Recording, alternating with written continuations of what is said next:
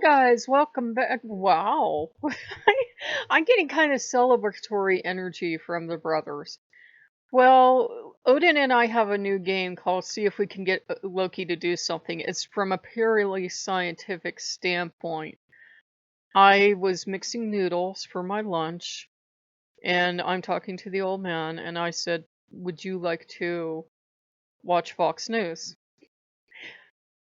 One of Loki's little toys flies off the top of the mixer and flies towards me and ends up in the sink. Like it just went like it hit a wall and it went straight down. Like have you ever seen stuff do that? Like it flies straight out and then it's like it hit a wall and it goes straight down. Now maybe there's some kind of scientific explanation for that, but usually we're used to seeing things fall down in an arc, right? We usually don't see it go straight out and then go like that. But I don't know. Maybe it's how it was given enough force to lift off. But and then I'm trying to think logically. Well, it can't be Loki. Maybe it's a storm energy because we've been feeling like there's this huge storm coming up today. And I'm not speaking in metaphors. It feels like a huge storm's energy is like right on this house and actually inside the house. Like when you get that much storm energy.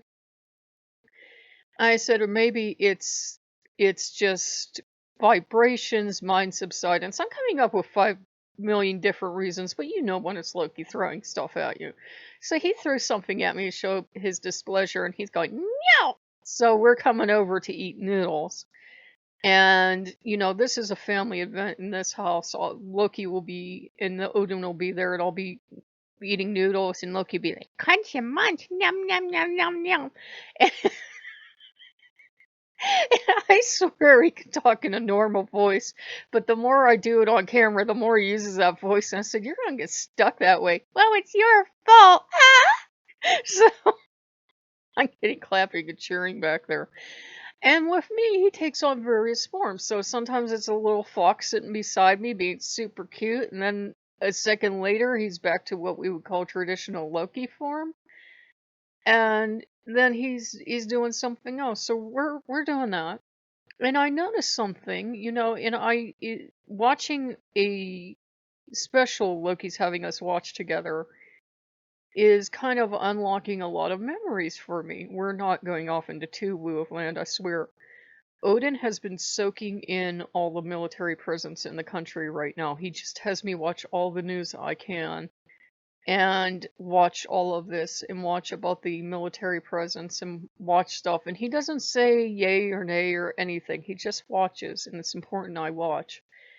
And Loki's always been the offbeat one. Like if it's about extraterrestrials or it's about ghosts or it's about sea monsters or something, he's the one that's the stuff he wants to see.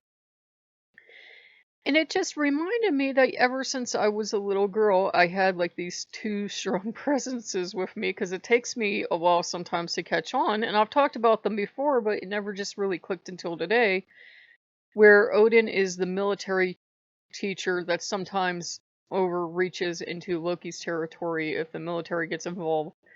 And Loki is the teacher of everything else. And sometimes, others have come in. But we're working on both of them being my teachers, and they're just kind of like it's really important to work on your studies right now. So I've been doing a lot of rune studies, and I will draw runes, and runes aren't like I draw a rune for myself and it applies to all of you. Is not how runes work. You have to draw your own runes. So I asked him the other day, asked Odin if there was anything I was supposed to be doing. I got Isa to freeze, so I got that. And I asked him today, I said, why is the word heathen so important to you for me? Why is it so important to you? And I got a news. So he was like, it's important because it's me we're talking about. So we're still in discussions on that. I told him to give me time to think. Um, Whether I use the term or not, Odin and Loki are very forceful. They will end up with the household they want. We know at the end of the day, I have so much to do, run the channel, clean the house, cook the food, balance everything else out. I have enough stuff to do that I can't constantly ride herd on them and see who's in the house and who's not. So the god of Black Ops seems to have gone around and not only cleared out his territory, but with the demons now, it feels like they're like kind of not coming in so good anymore. Sometimes they come in very briefly, but the old man's kind of trying to consolidate his territory and just have Norse gods here. And I've noticed the Norse gods will show their dislike for other gods by just disappearing, and then when it's all Norse territory, all of a sudden they all come around you again.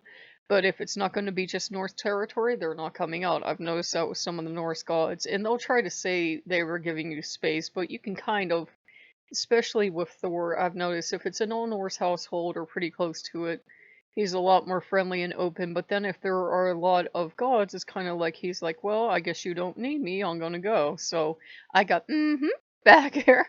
So we've been working on it, and he's been really laying on me lately and saying, "Shut up, Loki," and saying you would really profit by having a more and more Nordic household, my dear. And I get what he means. And usually I've resisted because I like my free will, but um, gods can talk a good game, but if they don't produce, Odin will tend to get rid of them. So we're just right now we're trying to balance out watching enough news to make Odin and I happy, and to watch enough offbeat stuff to make Loki happy. And Loki's throwing stuff, and we're trying to encourage him to do it again to see if it'll happen again. But when you want Loki to do something, he won't do it. So, if you like what you see, like, comment, subscribe, and we'll see you later. Bye bye.